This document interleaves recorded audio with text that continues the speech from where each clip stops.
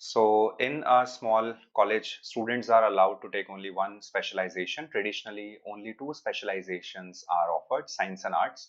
तो मैं एक काम करता हूँ, साथ साथ लिखते भी चले जाता हूँ. तो एक specialization है science और एक specialization है arts. Now it says that students enrolled to specialize in science must take physics and math subjects. तो both the subjects they have to take physics and maths. तो साइंस के लिए एक है फिजिक्स और एक होगा मैथ्स. ये दो सब्जेक्ट्स हैं. Similarly for arts it says that the two subjects are economics and pol science. So this is economics and this is your pol science. Okay. Now, students enrolled in science are not allowed to take either economics or political science, while students enrolled in arts are not allowed to take either physics or mathematics, right?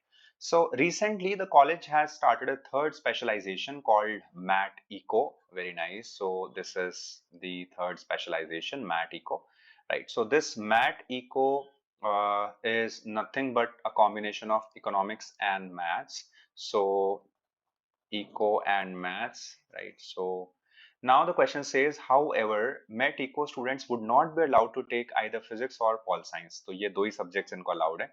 When the college opens this new specialization for enrollment, it allows students originally enrolled in science or arts to switch to Mat Eco. Okay, यानी ये जो science और arts वाले लोग हैं ये switch कर सकते हैं यहाँ पे, but physics and pol science वाले नहीं करेंगे. तो जो भी switch करेंगे वो mathematics और economics वाले ही करेंगे. This is what it says. Now, from among the students originally enrolled in arts, 20 students switched to Mat Eco.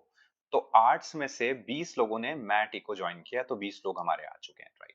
तो जो भी पहले रहे होंगे 20 लोगों ने यहाँ ज्वाइन कर लिया, ठीक है? तो अभी क्वेश्चन कह रहा है, ऐसा करने से जो साइंस स्टूडेंट्स का नंबर है वो डबल हो जाता है आर्ट स्टूडेंट्स का, ठीक है? तो यहाँ से एक इक्वेशन बनाते हैं, जितने पहले आर्ट स्टूडेंट्स थे उनमें से अगर 20 कम कर देंगे तो जो हमारे साइंस वाले स्टूडेंट्स होंगे वो डबल होंगे आर्ट्स वाले स्टूडेंट्स के. तो एक इक्वेशन आपकी बन जाती है ये.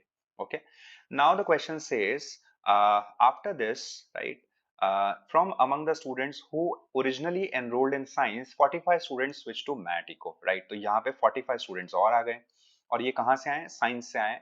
तो साइंस में से अगर 45 स्टूडेंट्स कम कर दिए जाएंगे तो आर्ट्स वाले जो होंगे, राइट, ये डबल हो जाएंगे किसके? साइंस वालों के. ये आफ्टर दिस की इसने बात की है, यानी आप ए नहीं ले सकते हो. 20 बच्चे इसमें से कम करने के बाद वाले नंबर की बात कर रहे हैं क्वेश्चन में, राइट? तो आर्ट्स वाले डबल हो जाएंगे साइंस के. In total how many students from among those originally enrolled in science और arts are now taking economics? तो हमें इकोनॉमिक्स का नंबर बताना है. तो इकोनॉमिक्स वाले बेसिकली मैट इको में, तो 65 तो ये हो ही गए. और आर्ट्स में जो बचे हुए इकोनॉमिक्स वाले हैं, मतलब आर्ट्स में जो बचे हुए हैं वो इकोनॉमिक्स वाले हैं, ये हमें फाइंड आउट करना है. तो यानी सिर्फ हमें ए की वैल्यू और पता लग जाए तो हमारी बात बन जाएगी, right? So let's solve it now. सबसे पहले अगर इसको सॉल्व करते हैं तो ये बनता है हमारा a माइनस 20 जो है ये s बाय 2 के बराबर है. तो अगर मैं यहाँ पे इसको s बाय 2 रख देता हूँ तो this becomes s by 2 is nothing but 2 times of s minus 45. इसको सॉल्व करेंगे तो अगर इसको सॉल्व करेंगे तो s बराबर हो जाता है यहाँ से 4s माइनस का 180. सो 3s की वैल्यू आ जाती है 180. तो यहाँ से s की वैल्यू जो है ये हो जाती है 60.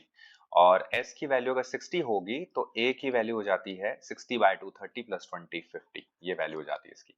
अब 50 लोग थे लेकिन 20 लोग मैट इको में चले गए, तो आर्ट्स में अभी भी बचे हुए लोग हैं 30. सो ये 65 plus 30, this number will be nothing but 95. So correct answer for the question is B option.